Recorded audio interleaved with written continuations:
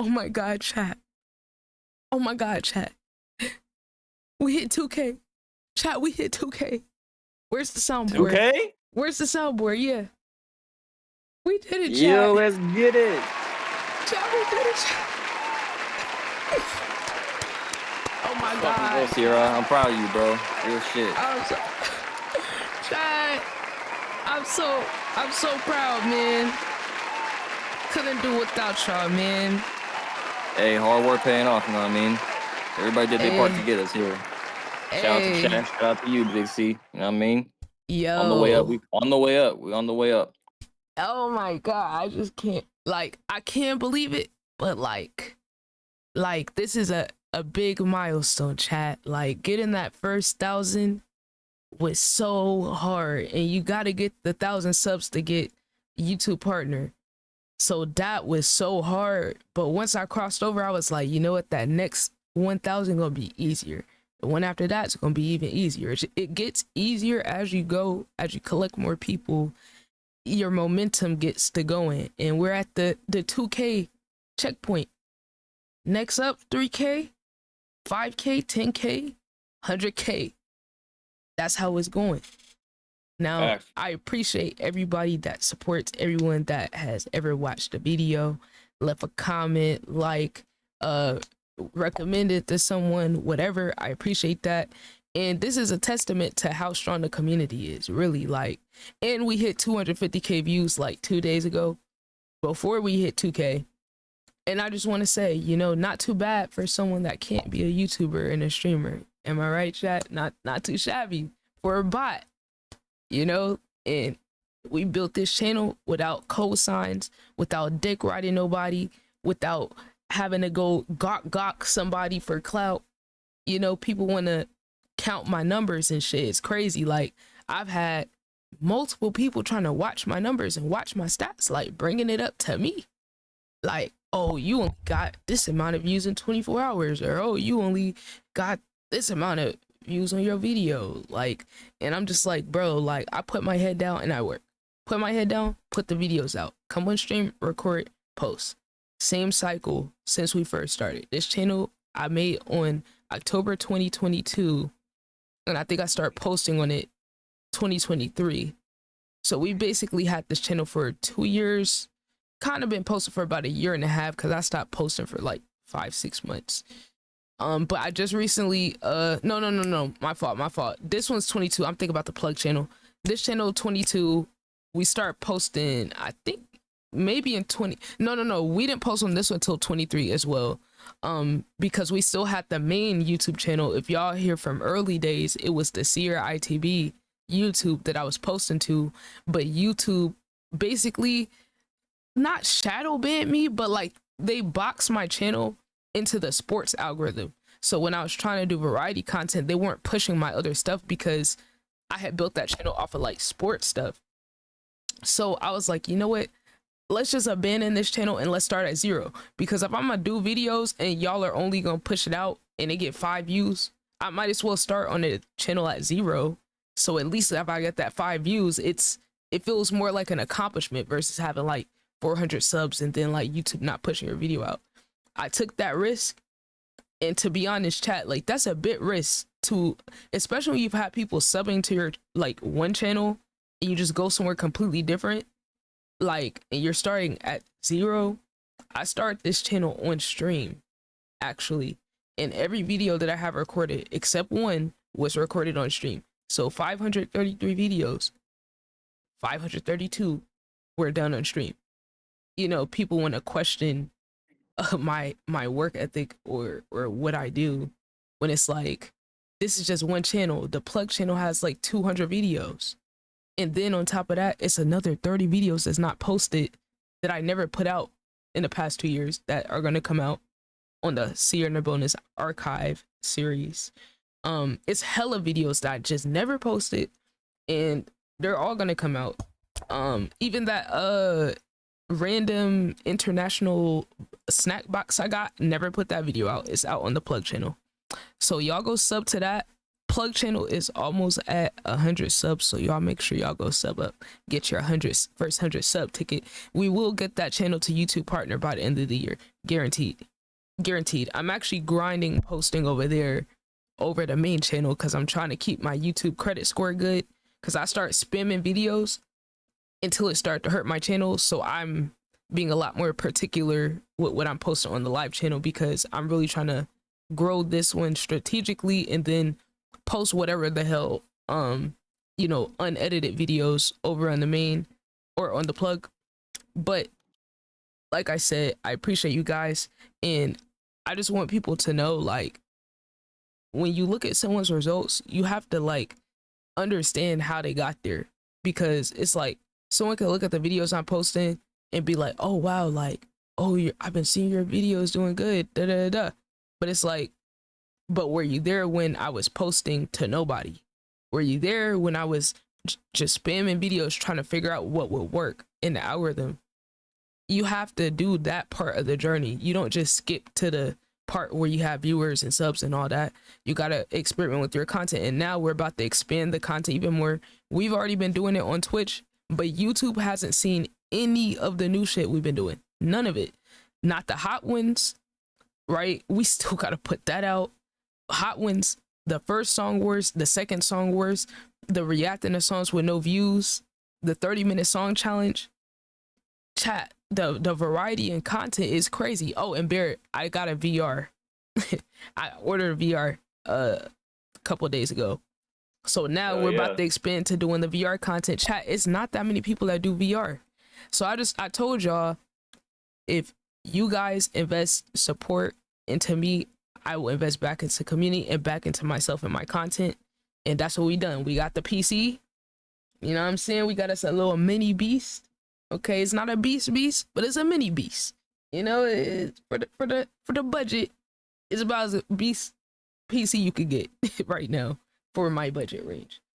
So now we don't have to be limited with the content no more, because there was hella shit I wanted to do, but I couldn't do it. And then hell, even when we were just in Discord, my shit was lagging. My stream was lagging off that laptop and shit. So just, it's a blessing. And I appreciate everyone that helped me get to this point, because now we're about to expand to a whole different level. I've been giving y'all just little play content, filler content, bro. The reactions and shit was just to get our foot in the door and to get eyes on us. And we have clearly 250,000 eyes. It's still crazy. Like, in chat, before we know it, we're going to be at 500K views. Then we're going to hit 1 million. Next year, we'll have 1 million views by next year. For sure. Guaranteed. What time next year? I don't know. But we will 100% be at 1 million views by next year. Hell, maybe by the end of the year. You never know, chat, because the content, like, I just want y'all, I'm going to read this list of content segments that we've done that have to get edited, that's not posted yet. And I just remember we don't even have hot ones on here. I can't wait to put this Cardi Uzi Ox battle out, and it's so perfect because now his album's out, more eyes on him, so this is a perfect time to post it. We have ITB Chopped, where I cooked with a blind not knowing what I would be cooking. If y'all ever watched Chopped on Food Network, that was a show where they have a random basket of ingredients and they have to cook something with it on a timer. I did that months ago, never put it out. That's gonna come out. High random food combinations, that's gonna come out. ITB Cypher, Try Not to Laugh Part 1 and 2, Song Wars Part 1, Cardi versus Uzi Ox battle, Beyonce versus Rihanna Ox battle, Harlem's 30-minute song challenge, T Royal's 30-minute song challenge, Senna's 30-minute song challenge, Song Wars Part 2, my 30-minute song challenge, me and Kate's 30-minute song challenge, me and T Royal's 30-minute song challenge. I have a second solo 30-minute song challenge, and then me and Kate have another 30-minute song challenge. And then we have Hot Ones, which didn't even come out yet, and Beyonce and Rihanna Ox battle. that's just literally just some of the videos. I'm still missing some. I'm trying to go find all the videos that I have to post. But chat, tell me that's not all banger content, bro. Like, and mind you, this is shit we already recorded. I just have to edit it. So, and we're still gonna be doing new segments like every week, multiple. And now that we got the PC, we can play whatever fucking game we want. There's so many games I couldn't play because of my laptop, but now we can literally get on anything. We don't gotta use the damn capture card no more. We're out the trenches, chat. We're out the trenches. We got a PC, now we got a VR, then we could play PC VR games, chat. Oh my god, chat. Like, do y'all understand what level the content is about to go to? Like, I'm gonna keep it a buck, chat. I only know one piece person. I've met a lot of streamers, thousands of people at this point, and I only met one streamer that does VR. Only one. So that just shows you how few people have it, right? It's obviously a lot, but a lot of people that have VR don't stream.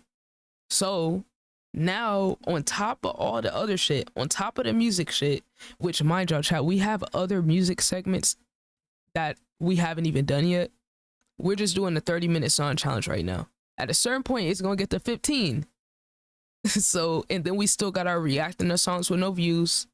Then we have our segments where we can make the group songs.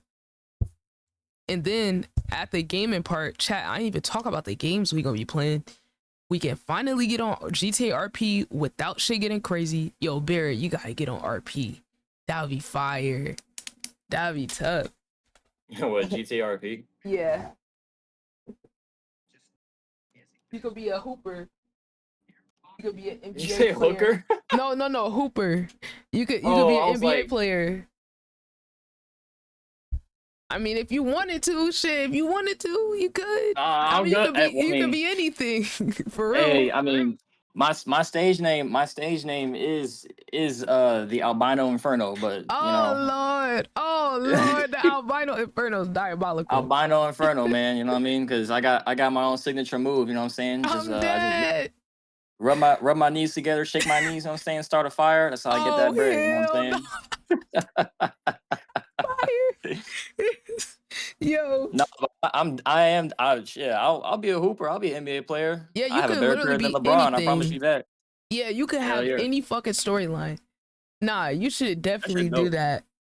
I don't know. I never Do you like have a? got big into GTA, but like I mean when GTA 6 comes out, like I'm most definitely gonna be on GTA 6 just for like, like for community reasons, you know what I'm saying? And Oh like yeah, that's what everyone's gonna be on. But like I never played GTA. I mean, I played GTA 5 a little bit, but I didn't play it like a whole lot. I played a little bit of online. I never played the R play shit, but I be seeing clips of it and that shit looks funny as fuck. Like I be watching like all types of people like do like different like what do you call it? scenarios and shit, like the different Scenarios and like scenes. they got their own Yeah, lobbies and shit where it's like they got yeah, their the set up and servers. it looks fun as fuck and it do look funny. Like I'd be getting a good laugh out of it. So like if GTA 5 had just came out, I probably would have like gotten into it more. But I never played GTA like super consistent like that. But when GTA 6 comes out, oh, I'm most definitely gonna be on there for sure. Nah, we gotta get you on there because they said GTA 6 is only gonna be on console, I believe, for the Not first it's however it long. damn, it's not gonna be on PC. Not, I mean, it is, but it's like a delay or like it's a gap between when it's gonna be on PC for whatever reason. I don't know how Oh, long okay, I they feel you. said, but I think it's like months, if not Yeah, I was a gonna say like year. it should be like forever. You know what I mean? That But just sucks. I mean, cause I don't have a PS5.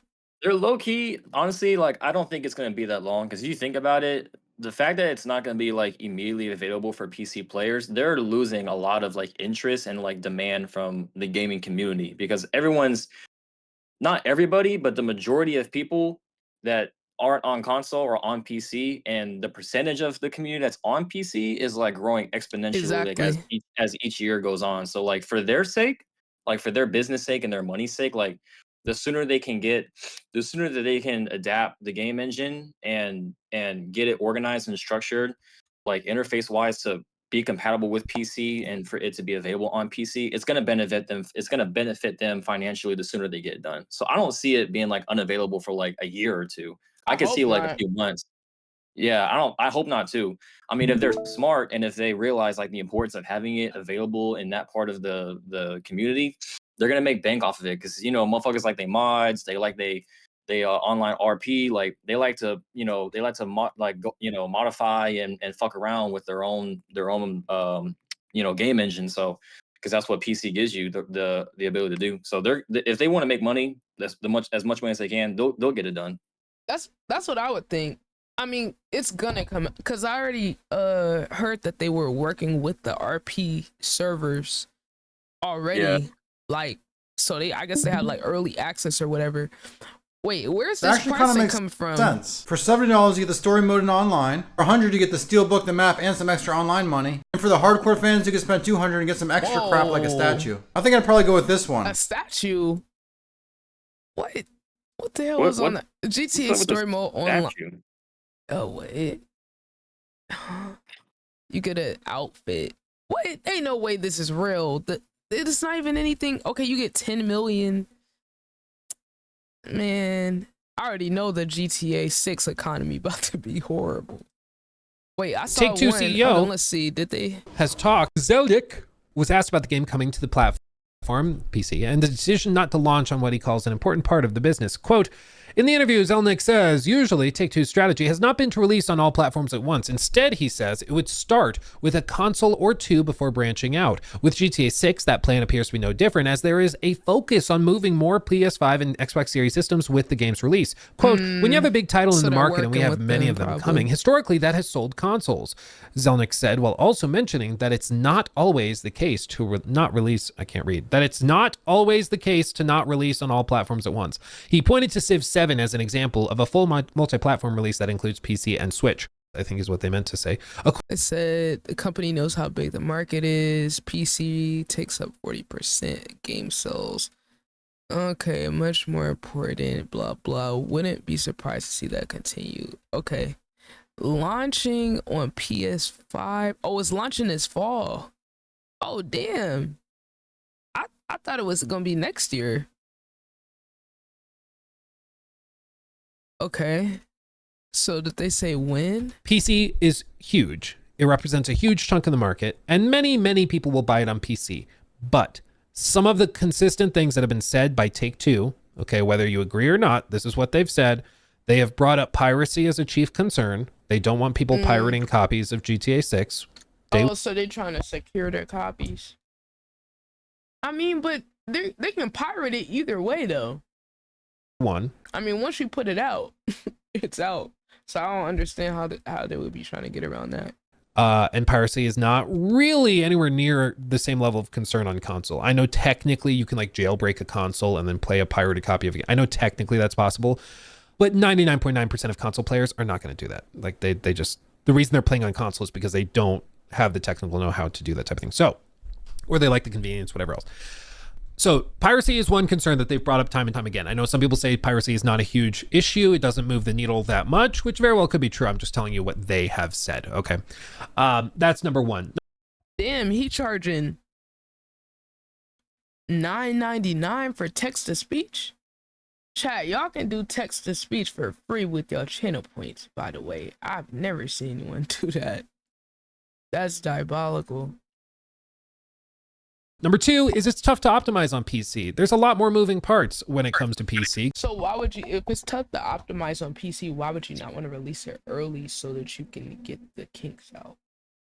But hey, chat, I'm just a casual. What do I know? Compared to consoles, if you're Ciara, developing, I'll say I feel like one of the reasons why maybe releasing it early just to get it out on multiple platforms, so to try to mobilize it on all available gaming platforms, is because I'm just looking at it from the fact like if I'm the game, like if I'm the actual like the physical like engineer, like the creators of like the game engine itself, and like I'm involved with like making the product as best as I can and putting it out for the community to play, but keeping in mind like it's GTA. It has a really big name. There's a lot of money that's put into the game, and let alone there's a lot of money that is being put into the game from the people that buy it and want to play it. Like basically what I'm trying to say is that there's a huge expectation. Like GTA, this isn't, Like quality you know, control. yeah, this isn't respectfully, like, I'm just gonna use this as an example, but this isn't Ratchet and Clank. You know what I mean? Like we're not talking about Doom 1993. Like we're talking about like a powerhouse brand and a powerhouse gaming franchise that has a lot of loyal not sorry a lot of loyal fans, a lot of people who are loyal to the game. They love the game. They literally spend like their hard earned money, like paycheck to paycheck, to purchase the game, to do stuff on the game. Like there's a huge expectation from both the engineer side of it, the physical game engine creator side of it, let alone the people that are buying it to play it. And I feel like rushing, there are, don't get me wrong, I'm a consumer, right? I'm a consumer. I purchase, I play. Like I'm the one that's getting the experience of the finished product. But where I do kind of agree with the idea of just taking your time and not rushing something like that with a game like GTA is you like you fall to the pressure of the community. You fall to the pressure of, you know, the consumers and the buyers and just the community itself, you know, of them saying, when's the game going to come out? When's the game gonna come out? You know, we want to play it already. Like hurry up and drop it. It's been, you announced it 2 years ago and it's been 2 years. Like where is it? You fall to that pressure, especially with a game like GTA that has such a heavy responsibility that comes with the creators to make the best game possible, because it's GTA. And from a engineer's perspective of it, like it's not an easy game to create. This is a very, very high performance game. It's a very high demanding game in terms of your console or your PC having to run it, how to perform well while running it. You know, all those different things, and rushing it, a game of that magnitude, both physically in terms of how big it is and how it works and how it's made, let alone the expectation of just the franchise itself to perform well, because everyone expects GTA to always be a great game. Rushing something like that could lead to, you know, it being dropped too early, it being promoted too early, or released too early for the consumer to get a hold of, and then you have an unfinished product, or you have a product that has a lot of loopholes, a lot of errors, and physical oh my gosh, I can't speak, things that are physically wrong with it in terms of how it performs, how it runs, and just the overall experience of the game. An example of that is when Cyberpunk dropped. Everyone was so hyped when Cyberpunk dropped. They put out the trailer, they promoted it, they put out the release date for Cyberpunk, you know, X amount of time out, and then they basically rush ordered it. They sped up the process, they dropped it, and they released it. And then when it came out, everyone was super excited, super hyped, couldn't wait to, you know, they bought it online, or they went to GameStop and got the disc and then ran straight home to play it immediately. And there was a huge letdown and disappointment in the community in terms of the game's performance. You know, there were errors in the game, there were glitches in the game, physically, the mechanics of the game, there were things that were faulty, that were going wrong. You know, things that were wrong with the interface, like when you went to your menu, or whenever you committed certain actions on your controller or your keyboard, like your input. um, Physically, the game had mechanical errors where, like, you know, things would act a certain way, or physically would do something that wasn't smooth, or it's not even realistic at all, even though it's a video game. But point being, like, it was a huge letdown, and people were really upset about it. It got blown up all over social media and just in the community about how everyone was griping and complaining about, man, this game feels unfinished, or it feels like they did a crappy job, or they didn't really care about, you know, us getting the best quality product that we can get, because clearly this game has so many issues and problems with it. But that was because it got rush ordered, and that's because they were trying to get it out so fast that they didn't take their time with it. And what could have been potentially like one of the greatest games that was ever made, like when you think about the hype that it was getting before it even released, like it was a huge letdown. Now, I'm not saying Cyberpunk is a garbage game. It's not a garbage game, but it's to use like a basketball analogy, like think of like Derrick Rose when he got injured. Like Derrick Rose has so much Hmm. potential as a player, I remember that and shit, bro. I remember. and Yeah, and literally just one play, he blew his knee out and his career was over. That dude has so much potential to be so great. Literally one of the greatest players to ever play, in my opinion. That was his ceiling, and it got taken away from him just because of a freak accident, just because of how hard he played, and he kind of he just, I'm not saying it's his fault, but he pushed himself to the limit so much physically with how he played that he ended up injuring himself, and that's kind of what I feel like the creators of Cyberpunk did, Bethesda Studios basically did with Cyberpunk. I feel like they rushed it. They didn't take their time, and they, in a way, fell victim to the voice and the opinions of the community because of what they want and what they were demanding. I don't want GTA 6 to make that same mistake, because GTA 6 is in the exact same ballpark as Cyberpunk. It's open world, very large open world sandbox freestyle game that demands a lot of high performing technology and just game engine mechanics itself to operate to operate smoothly, to have a nice, smooth, and fun gaming experience. And if they rush that, if they just if they clear the whiteboard and just say, all right, just do this, plug this in there, all right, good, now get it out of here, it's going to be a huge letdown, and there's going to be so many people that are disappointed with the hype that a game like GTA 6 is getting.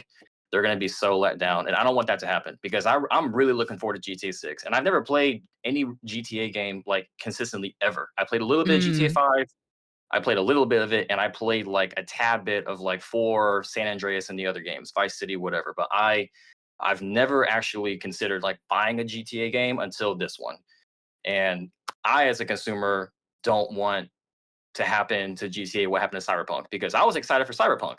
And then I got Cyberpunk and I was like, well, goddamn, it's like Fallout 76 all over again. Like, things are glitching, stuff is teleporting through the walls and just freezing in the walls. There's things halfway in the ground, cars that are halfway in the ground with its ass hanging out. Like, people, like the NPCs are walking and they're not even moving their legs because they're glitching out. So it's like Oh no. they're just gliding on some Undertaker shit. Like, it's it was a letdown, and I ended up not really playing Cyberpunk a whole lot because of it.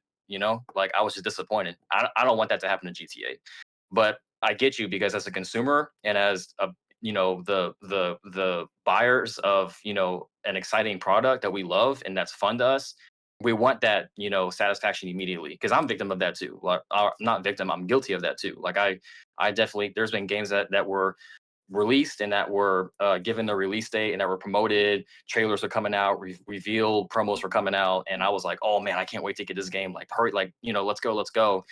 Like, I'm a victim of that I'm guilty of that mentality as well. But with a game like this, it's like you really need to take your time, because if you don't take your time, you have the potential of screwing up something that has enormous potential and such a high ceiling that you cannot physically chart it on paper. You know what I mean? Nah, But I understand why they're waiting. I'm more so just like, why can't you just do a beta testing for PC instead of just not having it out? Because that'll keep the momentum, that'll build up more. Like, most of us will be willing to beta test. So I understand not doing like official, but it's like, if some of us want to just pay for the game and then have it that whole initial time, I just don't see how that wouldn't help them, because then you have all the actual right. people on the servers too. Like, I know they have their ways of testing, but I'm just like, does that not introduce problems when you actually do release it on PC? Because we all know it's different when everyone's on the servers and there's more people on there, you're going to find more bugs. So I'm just like, if you wait, the console version is going to be perfect essentially, and then whenever they do put PC out, it's going to be, we're going to deal with all the bugs and glitches later, and I just don't see how that makes sense on their end, especially when you have so many people on PC. Like, because we all know how it is when a game first come out. Even on console, they'll have to release patches and updates and all that type of shit within that first like 3 months damn near of a game being out. So I'm just like, considering that we gonna have RP and all these other things, but I think they're gonna change RP. I think they're gonna try to have their own like RP system instead of like 5M having a service. I think they're gonna try to do it themselves. So that could also be like a reason that, because they're implementing new stuff now, versus before, because when they released GTA 5, they didn't even have an online mode when they Yeah. first, or there was that San Andreas thing or whatever, but it wasn't like it is now. So I think this rollout is just a lot more on the plate than before. So I could kind of see it, but I don't know, man. Like, I would be fine beta testing it. I'll be fine. Okay, dealing with all the as long as you let me know on the front end. And I think most other gamers are like that for real. Like, a lot of people beta test games or play the early access version or whatever. And I'm just wondering, are they gonna give certain people early access on PC? Are they gonna give certain like RP servers a head start? Like, I'm thinking someone like Phantom with his D10 server. Like, are they Yeah. gonna be able to come out the gate with the early version of the game? Cause that would be crazy. I just want to see somebody with the PC version before whenever they plan it. I don't know if they set a date, but did they say Be a a game date? for PS5 and Xbox Series X and Let's S. see. There's 3 sets of hardware you have to be concerned with. I guess with PS5 you have the on PC. There's a bajillion other things to consider and a lot more moving parts. So in the past with GTA 5, what they did is they released on the Xbox 360 and PS3, But and then how later they brought long? it to PS4 and Xbox That's One, what and I'm of course just PC, and rocked and rolled there. Eventually bringing it to every platform that they needed, but they took their time to get there, and you can't really. They just know people will buy it again on PC in 6 months. Double the sales for PC players with consoles. That's a good point too, because a lot of people that have PC also have console. So I could see like some people being like, nah, I'm not waiting 6 months for PC. I'm gonna just buy it on console. And it definitely would make some people, I could see some people being thirsty enough to, like, if they don't have a console, like, nah, I'm about to go buy a console just for GTA 6. So I honestly feel like a lot of it has to do with a deal, backdoor deal with the consoles where they already had this pre-planned. They already had it pre-planned before the PS5 even came out. So we all know a big way that these like PlayStation makes their money is off of the games in the store, the fees they charge the games. So Yeah. I think this is really just some big money moves where it's like, hey, let's help each other. We'll drive sales to you, you drive sales to us. Cause it's like with all these big releases, they have it planned out around like the consoles and shit. But I do wonder, as PCs get cheaper and cheaper, how many more people are gonna switch to PC? Because I think a lot of people are switching over. Like me, I've been on console my whole life, and now I'm on PC. I mean, I still got my PlayStation, but I think I mentioned it to you, Ciara. Like, I really do feel like in the next I feel like in the next within like I'm not saying I don't know if it'll be a year from now, 2 years from now, or whatever, but I feel like at somewhere within the next 5 years, the majority of people that are on PC is going to significantly outweigh console because Mhm, with the rising trend of content with content creation, mhm, social media, platforms and interfaces that people are always on that you don't really have the full capability and the ability to utilize or to do on consoles. It's rising at such an exponential rate that I mhm. feel like it's gonna basically it's gonna shepherd into everyone just going towards the PC route. Like, I mean, True, I agree. I'm in the hunt for a PC. I know you and I we've already done the shopping, and we already did the market. Like, we looked at the market, we already did the looking for the parts and everything. So I'm just financially waiting until I'm set to get the PC. But Mhm, I'm trying to go to PC, and I've been a console player my whole life. I went from Nintendo GameCube to Xbox, the original one, to Xbox 360, to to PlayStation 4, PlayStation 5, with the Xbox Series S. Like, I have been console my entire life. Because console, the thing about console that I guess is the reason why I've always done console, at least, if we're counting, like, since, like, I'll stick with like fourth generation, because prior to fourth gen, PC and computer, like, computer based gameplay just wasn't really big at the time. Like Mm-hmm. during the Xbox 360, PlayStation 3 Yep. era, like third generation and prior, PC was not really, it didn't gain its notoriety yet. Like it wasn't even like a Yeah. popular thing. Like some people didn't even like know about Me neither. I the didn't. exactly. I I didn't even didn't know you either. could play Like games on PC. yeah, exactly. Like as a kid, growing up, I thought PCs, I thought CPUs, I thought computers were strictly just for Yeah. going on the internet, browsing, Yep. doing Me doing too. your day's work. Exactly. Like that's what I thought PCs were Unless it for. was one of those browser games. That's the only games, the ones we would play in school Oh that yeah, had like all the the. cool Yeah, math and that's the pop that's the because only yeah, thing. Like I didn't know you yeah, could do other but stuff that's on all, it. yeah, and that was all website based. It was all Mm-hmm. URL, it was all internet based. So I was like, okay, that's your only way to play games on PC. Nah, I'm cooling. Let me stick with my Xbox 360. So as a kid, that was my mentality, and that was third generation and prior. So PC, so to console to give credit to consoles and to give PC kind of like a break. It didn't really gain its traction or gain that notoriety prior to third gen. Now, when you go post third gen and you get to fourth gen, and now today currently fifth generation, PCs have evolved. They have gained more notoriety.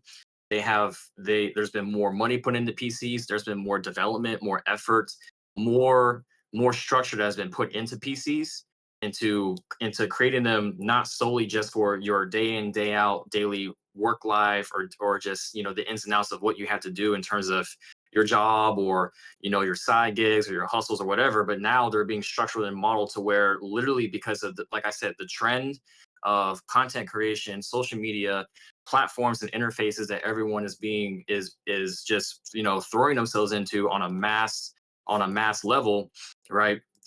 They're now constructing PCs and formatting PCs to the point where now, unlike when they first started to gain that traction by fourth gen, it's at the point now to where, like, their like, not sole priority, but their biggest priority is, hey, number one thing on our whiteboard, right? On our game plan, right? Like, this is our vision board, right? The number one thing that we're emphasizing, gameplay. Like, that's Mm-hmm. that's that's how it's been evolving, and that's how much emphasis that has been given into just making them gameplay friendly alone. Mm-hmm. And that wasn't being pushed prior to fourth gen. So that's why I was always on console. And again, like, I feel like one of the reasons why it didn't get that notoriety prior to 4th gen is because console is very user friendly. It's like iPhone. Yep. I look at PC and console as like iPhone and Samsung. If you're the kind of person that wants full control of what you're doing, you want to have all the power at your fingertips, you basically want to be God over your technology. You would rather have a Droid, you'd rather have a Samsung or Yep. whatever, as opposed to an iPhone. Mm-hmm. Versus if you're the kind of person that just likes things easy, you like things simple, you don't really demand or ask for a lot. You just want something that gets the job done, makes it super easy for you. You don't have to think so much. You don't have to put so much effort, so much time, and so much energy of your day into structuring and formatting and doing something with extra steps just to your exact liking, to make it a little bit more fun or a little bit more efficient. Then you would rather have an iPhone. And that's the way I've always felt about console and PC, since I realized what pieces were about. That's how I've always felt.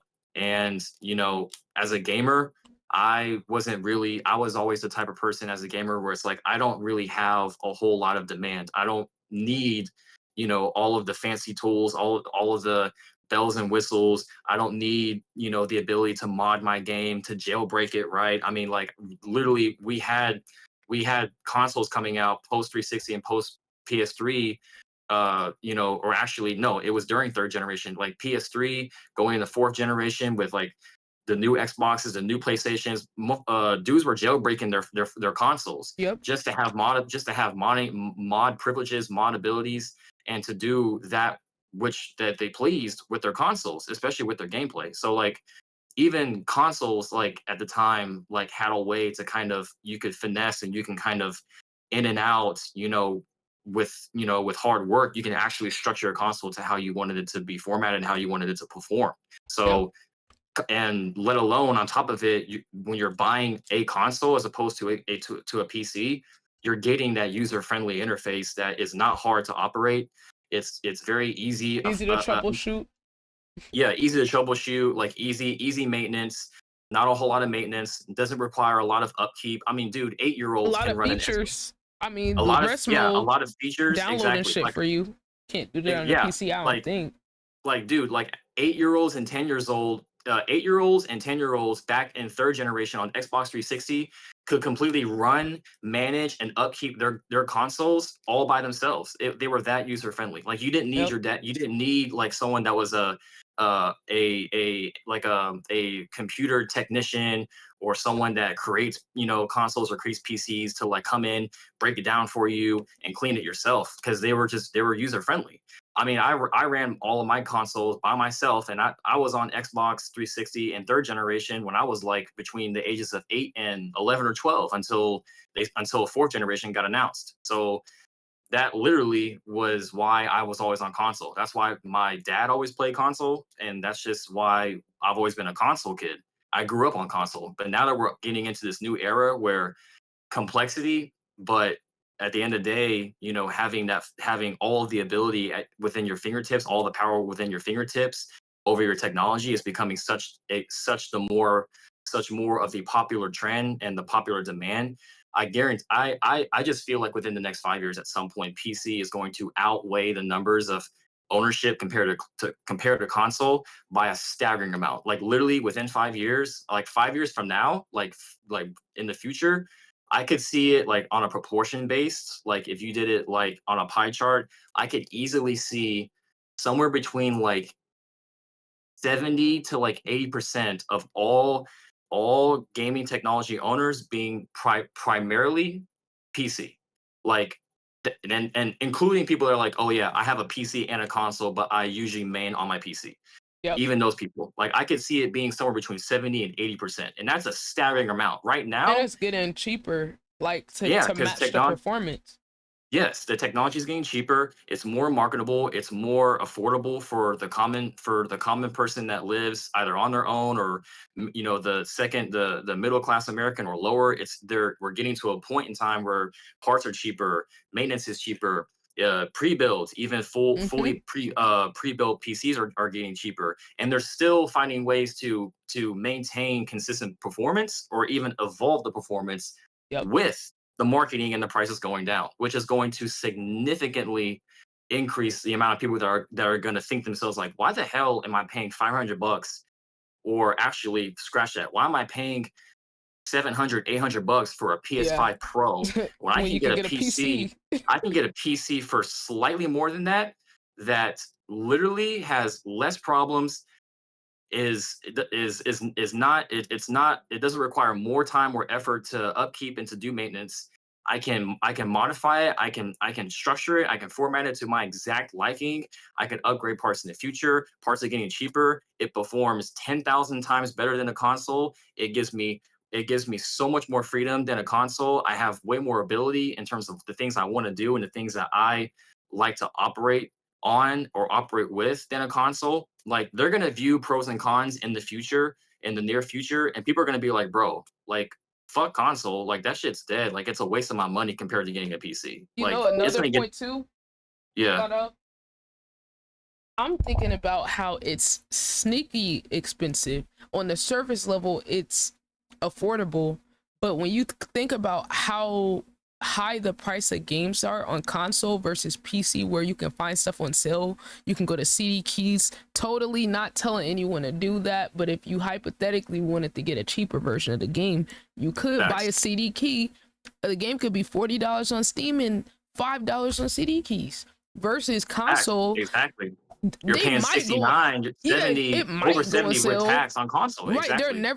they're never going down on the price of certain games on Yeah. console. Like there's certain ones where it could be years and years old and you're gonna get charged that amount. But versus like PC, you could either buy a Steam account that has a game, which there's you could kind of do that on PlayStation. There is a little way to finesse like buying an account that has games and then sharing it with your other account. Like there's a way, but it's a lot more complicated than PC. And think about like the fact that they're also charging that platform fee.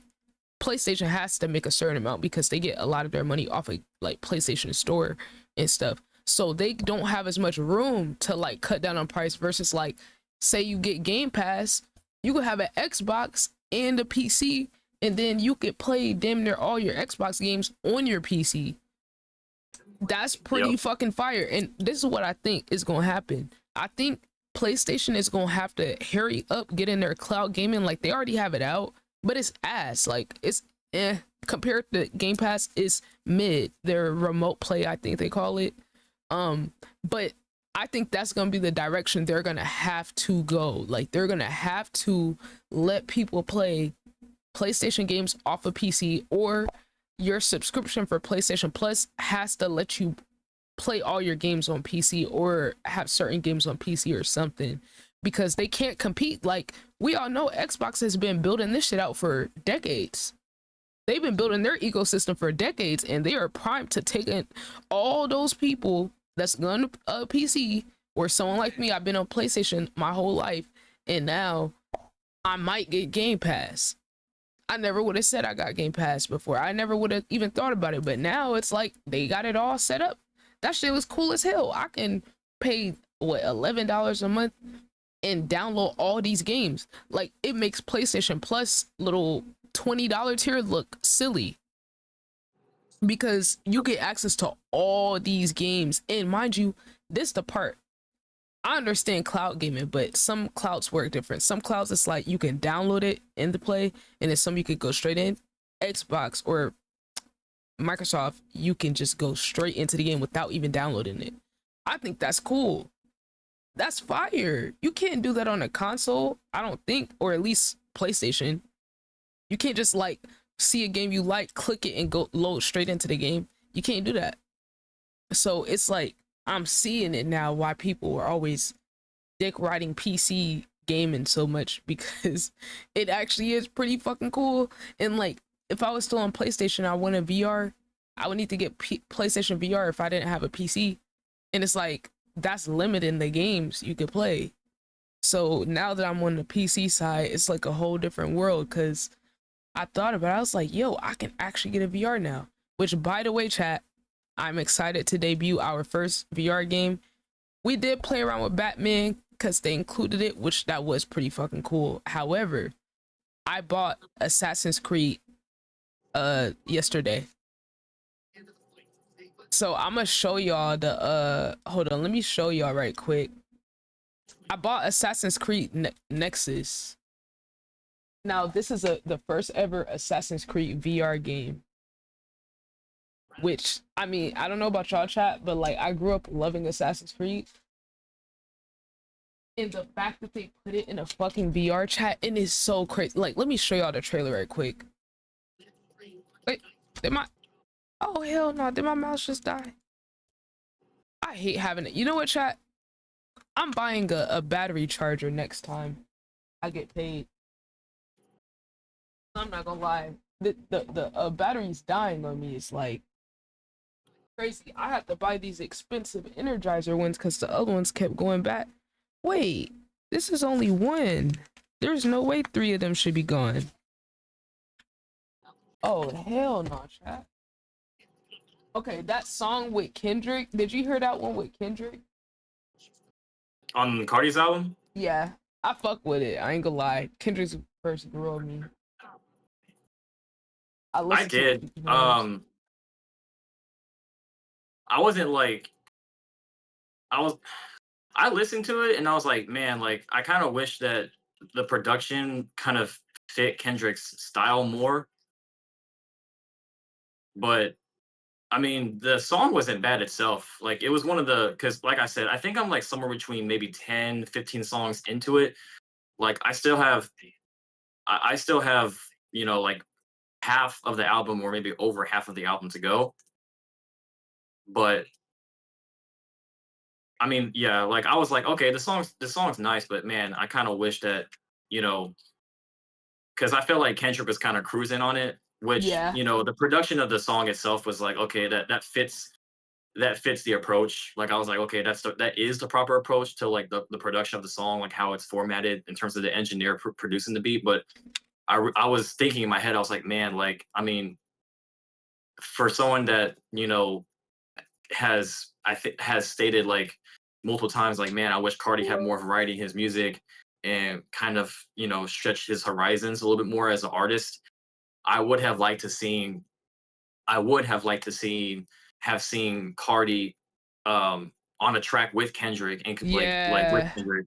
I would have Mm-hmm. liked to have seen him honestly just stay in his usual bag, just stay in that normal headspace that he's in, and you know, bring in something that's, you know, fast paced, something that really gets your blood flowing, that hype type of energy that his music usually has, but with a background sound, like a So I've been background really track that the engineer makes that can still format to Kendrick style. You know what I'm saying? Like I would have liked to have seen that, but the song wasn't bad. If I had to give it like if I had to say like out like 1 out of 10, like the song itself, I'd give it like a somewhere between like a 6 and a 7. Like it's not. I don't think it was great, but I also think it was garbage. Like I was just like, okay, yeah, like, it's not bad. You know, like a 6 or 7. That's kind of where I feel about it. I was shocked, honestly. I was shocked to hear that Kendrick was gonna be on there. I thought they were trolling. Cause I was like, what the hell is Kendrick gonna do on a Cardi song? Which me personally, I'm still gonna make that video. I'm gonna make my Kendrick Lamar is a hypocrite video just to trigger the Kendrick fans, because they get easily triggered by everything. But I do feel like working with Cardi after blaming Drake or who he surrounds himself with, definitely a choice. I'm not judging him for it, but I do feel like as a commentator on hip hop and a social commentator, I would be remiss if I didn't mention that it makes his stance look bad. Where it's like, okay, you're trying to point out Drake is around these certain type people, and you're going and choosing to work with a known woman beater and deadbeat dad. Like, come on, man. He abandoned his child's birth to play with Lil Uzi on PlayStation. Like, you know, and I just feel like as a man Yeah. like him that stands so much on the values of like, oh, I'm a father, like I'm upstanding man, trying to have good values. It's one thing if it's like your family or hell, even a friend you grew up with. But like to me, when it's like you've had no connection to dude your whole career, you're going out your way to like work with him. I don't personally care, but I do think it's an interesting conversation because, I mean, historically, people that are leaders and revolutionaries, a lot of them have problematic beliefs or choices or things that they've done. And to be honest, I think that's going to be the greater point that I make, that even people that are our leaders, like, you know, hell, MLK was fucking the white hoes. Like, while having Coretta on his side on them marches, he was going to the bar with the white bitches. He was smashing the white bitches. You know, like, so it's a thing where it's like, just because there's hypocrisy don't mean we got to take away from anything. But I do think the way some of these stands are getting defensive, like someone just wrote a whole essay in my comments just at me mentioning one little line about, oh, I just think it's interesting that there's this collab. Bro wrote a whole book defending Kendrick, gobbling his nuts, talking about, oh, well, he said he's a hypocrite. Just because you say you're a hypocrite doesn't make you immune to criticism. Just because you pick yourself apart doesn't mean that people can't point out. It's a choice how you move in the future. Your past, that's your past. But to me, if you're currently in the present making a choice to work with a known abuser, just like when he worked with Kodak, who's a convicted rapist, now artistically, people were trying to, oh, well, it was for the message of the song. Maybe it was. I just kind of left that one alone because, I mean, I don't know. I can't tell nobody what their values should be or who they should work with. But I do think it's a little weird after he was convicted, like, but they said it fit into the storyline of the song or whatever. It was about bad people and redemption or some shit. So, hey, artistically, hey, that's up to y'all. What y'all think about that? Personally, I think it's a little weird. But Kendrick does a lot of shit that's a little weird. He said, I'm a game developer. Can you check out my browser game? How do I know you're not scamming? No, you're gone. I just hate when people come in my chat and ask me to do stuff. It's like they just don't have no regard for what I have going on. Like, and I'm the asshole if I don't want to stop what I'm doing to listen to a random person's music or watch their video or whatever. These people don't have no vested interest in me, the community, nothing we got going on. So it's really fuck you to all of them. I'm just banning them. I'm not even gonna have a conversation anymore because you clearly, like, if you coming in on that time and ask me to do something you're first, like, imagine IRL, you go up to somebody, someone meets you and they asking you to do something, you don't even know their name. That's crazy. But the internet got people's brains all twisted to where y'all don't even have basic manners in respect and courtesy. That's like going up to someone's house, kicking your feet up and telling them to make you a plate of food, or just going in there to get it yourself. It's rude. I don't go to anyone's space and ask them to do something for me. That's weird. So, considering that is weird, I'm gonna treat them like weirdos, because if you're gonna treat me like I'm not a human, I'm just not gonna acknowledge you. I'm not a reaction machine. And people act like I don't have my own shit going on. I've literally had people come in here and tell me, oh, well, you're not doing anything. Oh, you only have this amount of people in your chat, so you don't have an excuse to not react to my shit. Like, the entitlement is crazy. Yeah. That actually just happened last week. And I'm like, dude, I literally get on here and record videos. I don't have over 800 videos posted in less than 3 years for no reason. And all those videos were done on stream. So, like, but, you know, hey, like I said, people just love watching my numbers. I don't know why they're so obsessed. But, like, yeah, chat, and, you know, small-minded people, this is why some people are winners and doers, and then there's others that just talk and watch. Because at the end of the day, like, if you're focused on how many views are over here, you're losing the plot, because the views come from the other platforms. The views, when you're on stream, you should be making content for another platform. You know, like, if I were to sit here and only think about, oh my God, I have one person in my chat, I never would have got to this point. If I'd be like, oh my God, look at how many people I have in my chat. Oh, let me make myself small because I don't have that many people here. Well, you know what? When you're great, you know you're great, no matter who sees it. I have greatness within me. I'm going to keep working towards that.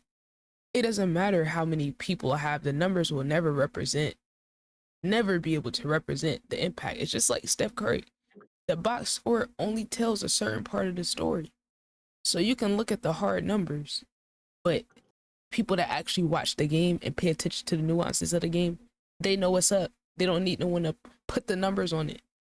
There's an infinity sign in my mind. By every number I have, there's an infinity, because there's no limit on it. So while other people see a number, I see infinity. I guess that's just the difference between how I look at stuff and how other people look at it. Because what something is right now has nothing to do with where you could go and where it could be in the future. Something could have one view today. In a week, it could have 100. It could have 1,000. Just like I said, though, like, it's always the losers that's focused on what other people are doing with their numbers when they have no numbers to show for it. Mind you, chat, it's always people that don't even have their own shit. Like, they don't have their own shit going on. And it's not a diss to people whether or not they have something going on, but I'm just saying, it's always interesting that the people that focus the most on other people's numbers are the people that have never tried to do anything in their life. A business, sports, anything creative, anything that was a dream. They never did none of that shit. So the only way they can grasp what other people do is by numbers, because you never experienced it. You never experienced working or grinding for anything. So the best you could do is look at what other people do and then try to make judgments or observations about it. But some of us actually get shit done, and we're focused on making it happen, not the results. If you're focused on the results, you're not going to sustain and you're not going to last anyway. That's why I say focusing on numbers and all that is a loser's mentality. I don't care even if you got a lot of numbers. It's still a loser's mentality to center everything around your numbers. Exhibit A, DDG. I still got to make my video roasting him too, because that whole stunt he pulled with the whole what the, oh, I'm over here on this computer. Oh, where's my mouse?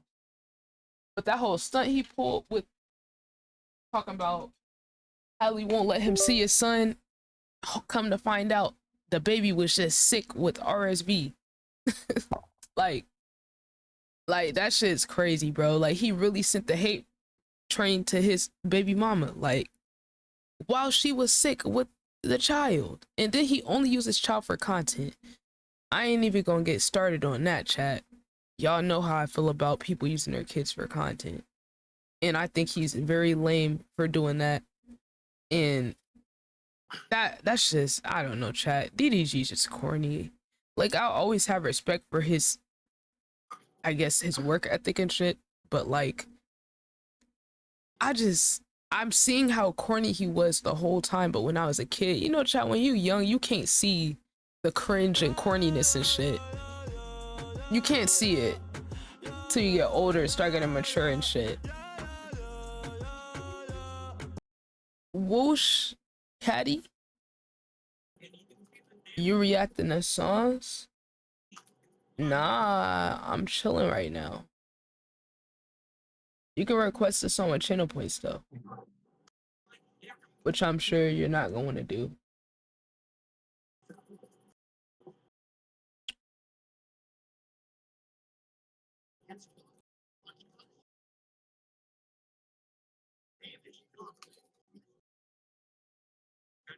So I've been really excited to make this video. Okay, chat. Look, let me show y'all a little preview of the trailer for Assassin's Creed.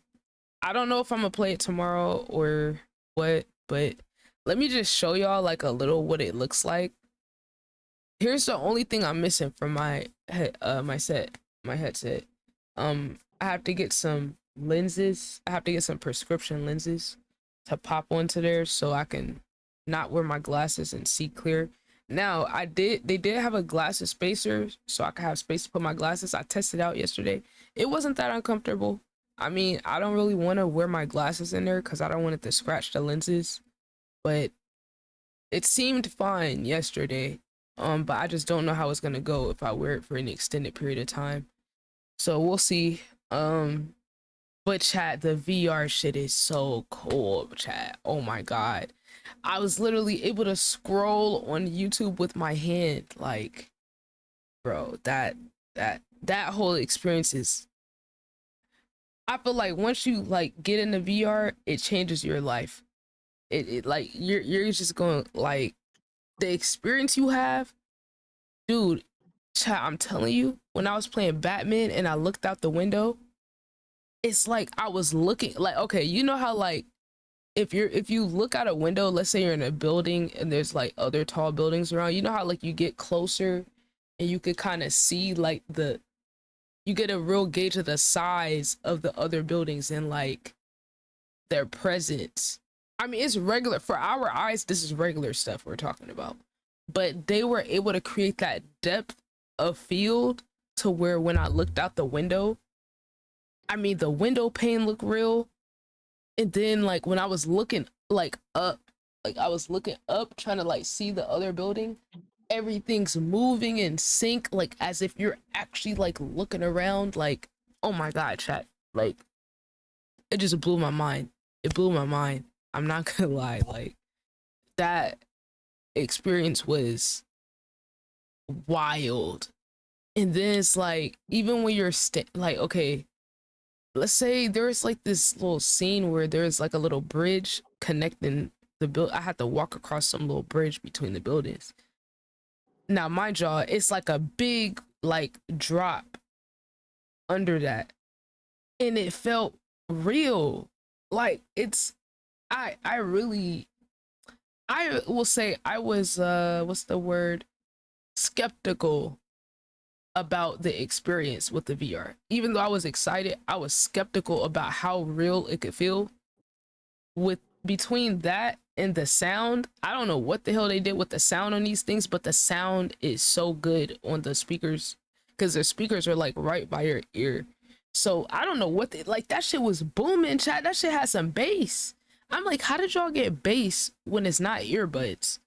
Like, maybe it's because it's so close to my ear, but like it felt like whatever like spatial audio they have going on, it literally feels like you're there. And I didn't think about it because like not having it plugged into your ear makes it almost feel a little more real, because it sounds like the sounds from whatever you're doing, it sounds like it's coming from your actual environment, like around you, which makes it more like realistic in a way where it's like, say if something like, if you hear a sound in the game, it'll literally sound like it's right there.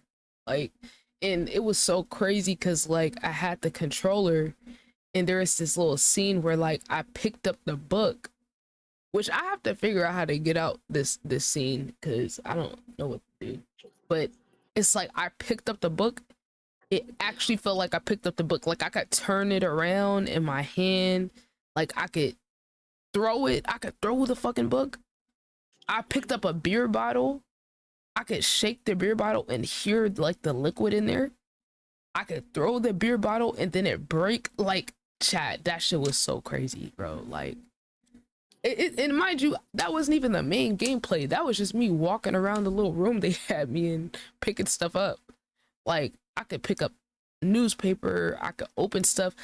Right, the way I had to open the door was realistic. Like I had to like grab onto it and then like push it to the side.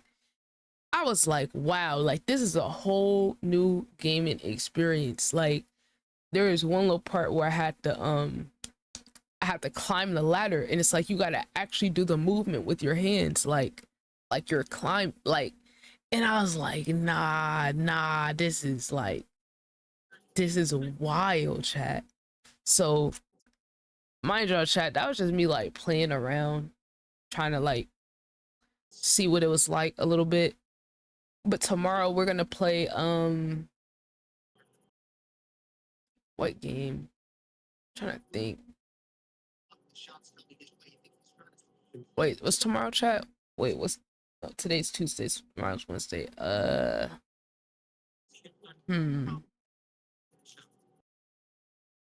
Dang, chat, we gotta fit all this stuff into stream. It's definitely possible though. We could definitely do it. I just gotta be like strategic. Okay. Yo, Barrett, look at this right quick. This is a VR. This is the Assassin's Creed VR. This shit is crazy. Walk around these. Wait, is he block playing? the attacks with Okay, it. forget. Okay. Oh, he's using it. Works. And again, it's really cool. I love games like this in VR where you're physically blocking and slashing. And Yo, stuff. I'm gonna have to actually get active with it, chat. I'm gonna be like using a sword to like fight and shit. Nah, that's gonna be crazy. It's just cool, and it's way better. Like when I you got go it on back to sale other games where you're just like for button 20 mashing bucks. X to deal damage, after playing it in VR, it just feels really sucky in comparison. Because in VR, you're like, I gotta be somewhat coordinated to do. Yo, and you know what's crazy, chat? I was looking at the trailer for this shit. Yo, chat, you have to actually like, you can like put together all types of combinations, like jump down, knife the dude in the head, then throw a star at another one, and then fight the last one with a sword. Like you can do all that type shit, like, bro, and like you could actually like put together your own strategy. Like it's not like oh, click this button, click that button. It's like you get to come up with your own way of like attacking and shit. So I feel like there's actually like a skill gap type shit on here where you gotta actually get the movements right. It ain't no just like, oh, click a button. This and to be good at the combat. But in your typical game, it's just button mashing, so you don't have to worry about it. Right after this, they also open it up a little bit to some broader arenas with lots of guards. And as you can see, like actually sprinting up to guards to try and assassinate them with the hidden blade before they call all of the other guards to your location. Yeah. It gives you like a little rush of adrenaline because you're actually in the space, chat. seeing the guard physically turn around, and then you can hear the other guards talking off in the distance. And bro, chat, this is really gonna be a challenge for real, because it's like you gotta actually be stealthy with it. and you know. Nah, chat. This is like Assassin's Creed is already a cool game because of the parkour, but now you get to be first person POV with the stealthiness and the assassin shit. Like, nah, this is like a dream. Like, I never even would have imagined Assassin's Creed VR, but this is literally the perfect game to be a VR game. Like, out of any other game, I think this is actually the best one that you could possibly get from like something that was on console to VR. This is the best one, I think. Chat. That they could see you if you stood up too much. It's just really, really cool. And then as you can see, you actually physically climb up the walls to wherever This you're POV headed. looks crazy. Like, again, it's just kind of cool. It's just cool. I'm gonna show you. It's just cool. Wow. And then here's the part where I thought I was gonna get motion sick. They introduce you to the parkouring mechanic where you basically can just sprint forward while holding down the A button, and then you parkour across these ravines, jumping and gliding along the way.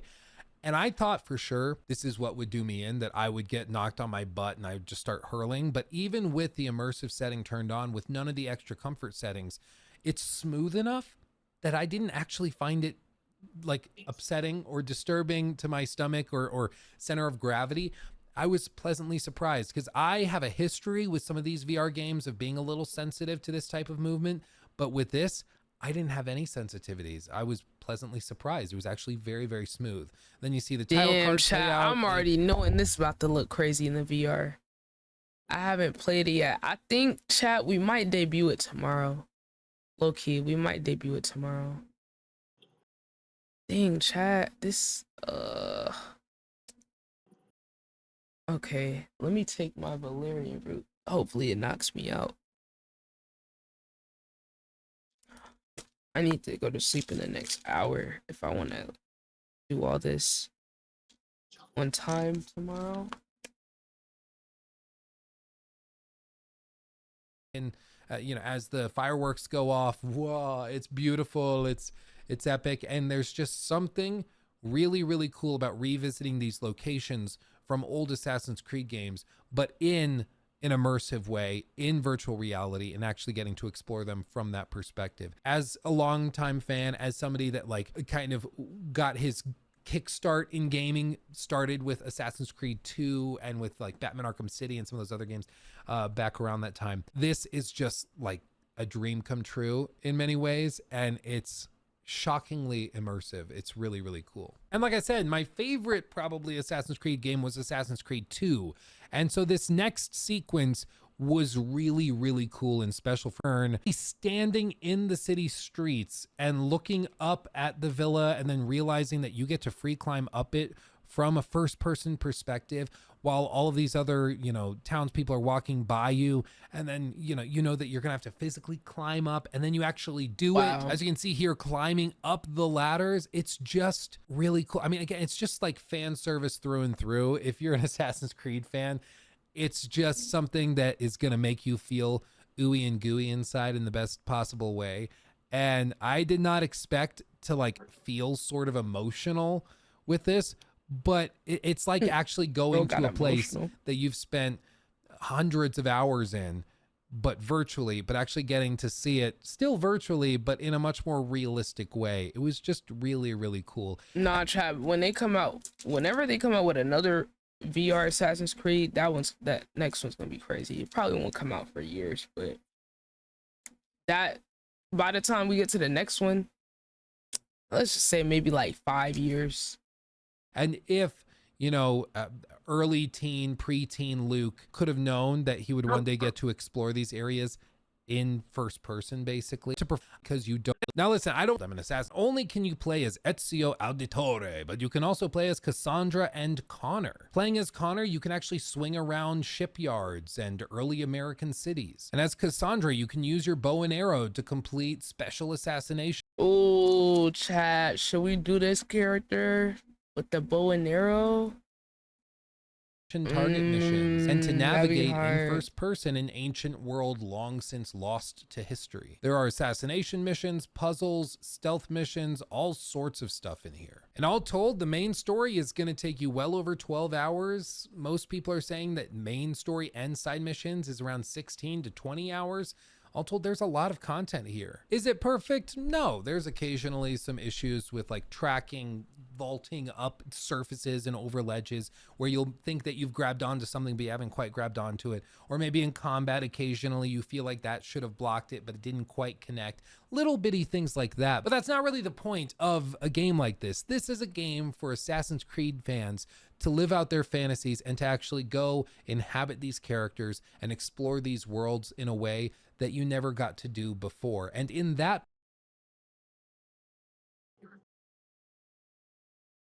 Thank you for the review, gang. Thank you.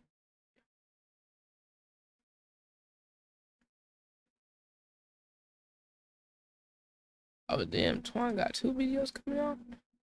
What? You is still on? Chat, I thought this show was cooked.